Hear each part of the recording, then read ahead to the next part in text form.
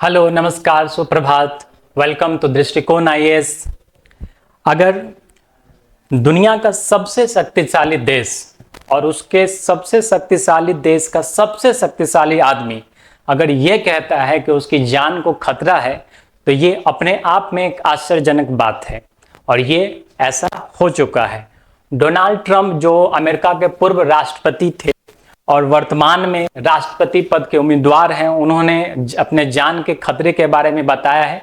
अपने social media पे उन्होंने इस चीज का जिक्र किया है, big threats, Trump briefed on alleged assassination threats from Iran.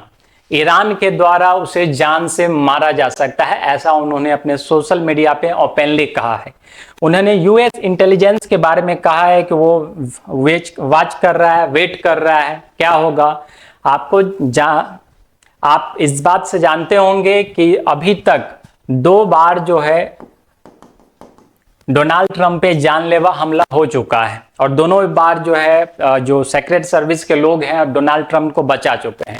लेकिन डोनाल्ड ट्रंप का अब यह मानना है कि वे अब मोर गन्स मोर मैन से घिर चुके हैं, यानी कि उनकी जान अब कभी भी जा सकती है, ऐसा उन्हें अंदाजा लग रहा है, अंदेशा लग रहा है। और इस तरह से अमेरिका का कोई राष्ट्रपति, होने वाला राष्ट्रपति अगर ये कहे तो निश्चित ही है कि ये कई सारे सवाल को खड़े करता है। तो आपको पता ही है कि अमेरिका में भी राष्ट्रपति इलेक्शन होने वाला है। 5 नवंबर को अमेरिका में प्रेसिडेंशियल इलेक्शन है, जिसके 2 महत्वपूर्ण उम्मीदवार हैं। एक है डोनाल्ड ट्रंप, आप जानते ही हैं डोनाल्ड ट्रंप है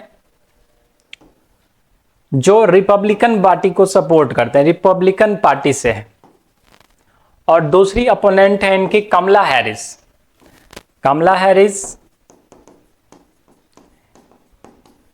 ये डेमोक्रेटिक पार्टी की है, डेमोक्रेटिक। इसी पार्टी के वर्तमान के जो राष्ट्रपति जो बिडेन है अमेरिका के, वो डेमोक्रेटिक पार्टी के ही थे और उन्होंने अभी इलेक्शन में खड़े तो हुए थे, लेकिन फिर से उन्होंने अपनी उम्मीदवारी वापस ले ली और उनकी जगह कमला हैरिस को उम्मीदवार बनाया गया है।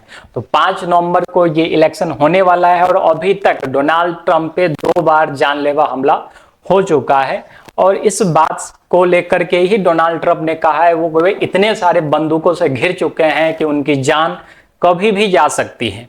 अगर ये हमले नहीं होते तो हो सकता था कि लोग ये सोचते कि ये सिर्फ एक चुनाव जीतने के लिए एक प्रचार कर रहे हैं, लेकिन ऐसा नहीं है। 2 बार इन पे जानलेवा हमला हो चुका है। अगर ईरान पॉइंट ऑफ व्यू से ईरान के पास क्या प्रॉब्लम है, ईरान क्यों मारना चाहता है, तो एक्चुअली में 2020 में एक किलिंग हुई थी ईरान के मिलिट्री कमांडर कासिम सुलेमानी की, और उस समय अमेरिका के राष्ट्रपति डोनाल्ड ट्रंप थे, जिस कारण से ईरान जो है पूर्ण रूप से डोनाल्ड ट्रंप को ही अपने कमांडर के मृत्यु का जिम्मेवार मानता है और इसलिए जो है ये मारना चाहता है। हालांकि ईरान ने इस बात को पूरी तरह से नकारा है, इस बात को एक्सेप्ट नहीं किया है, फिर भी डोनाल्ड ट्रंप इस तरह से ये बात कह रहे हैं। ईरान के बारे में थोड़ी सी और जानकारी ले ले तो ईरान की जो राजधानी है वो तेहरान है। अल खमेनी जो है इनके अभी जो चीफ हैं, ईरान के जो सुप्रीम लीडर है अल खमेनी है। ईरान की जो स्थिति आप देख रहे हैं, ईरान है, इधर सऊदी अरबिया है, इराक है, ईरान है, अफगानिस्तान है और इस साइड में हमारा भारत नीचे की तरफ आ जाता है। तो ईरान है। ईरान हमारा एक महत्वपूर्ण साझेदार भी है और कई सारे हमारे व्यापारिक संबंध भी है ईरान से। तो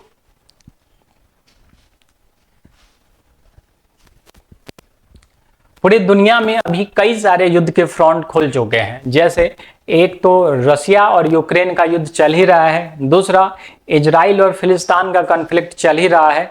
और अगर ये राष्ट्रपति बन जाते हैं, डोनाल्ड ट्रंप अगर राष्ट्रपति बनते हैं, तो निस्संदेह कि वो ईरान पे इस चीज की जवाबी कार्रवाई करेंगे। और यदि डोनाल्ड ट्रंप को कुछ हो जाता है तो फिर भी उनके मिलिट्री का, उनके यूएस इंटेलिजेंस का ये स्टेटमेंट है कि वो पूरी दुनिया से ईरान का नामो निशान मिटा देंगे।